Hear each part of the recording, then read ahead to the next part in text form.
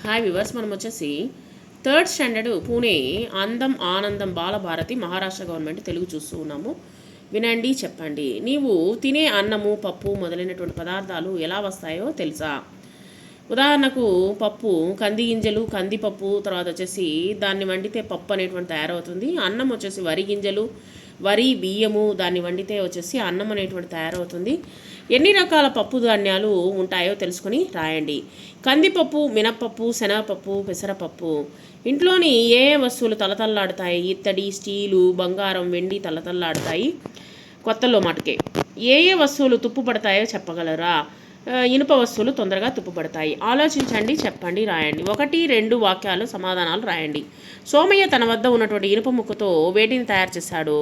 సోమయ్య తన వద్ద ఉన్నటువంటి ఇనుప ముక్కతో 2 నాగలిని తయారు చేశాడు.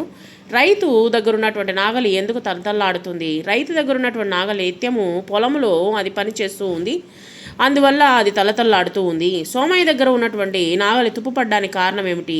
సోమయ్య దగ్గర ఉన్నటువంటి నాగలి ఏ పని చేయకుండా ఒక మూల పడి ఉన్నందువలన నాగలి అనేటువంటి తుప్పు పట్టిపోయింది. ఖాళీలను పూరించండి. ఒకే పెద్ద ఇనుప ముక్కతో 2 నాగళ్ళు చేశాడు.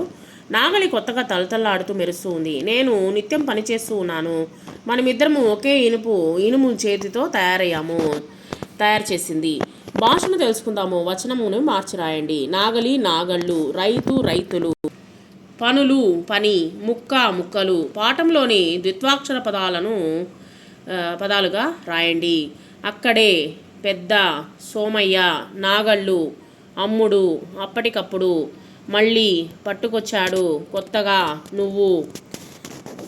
మొదటి పేరాలో నామవాచక పదాలను గుర్తించి రాయండి. అమలాపురం, సోమయ్య, నాగలి, కొలిమి, ఇనుము అనేటువంటిది వచ్చేసి ఈ నామవాచకానికి చెందినటువంటిది. ఈ పదాలను చదవండి, తేడాను గుర్తించండి. అక్షరాల సామ్య భేదాలను రాయండి. మనము, యముడు. చూడడానికి ఒకే విధంగా ఉంటుంది, కానీ కొంచెము మార్చి రాయాల్సి ఉంటుంది. మనము, యముడు. పంట, వంట. నరము, సరము.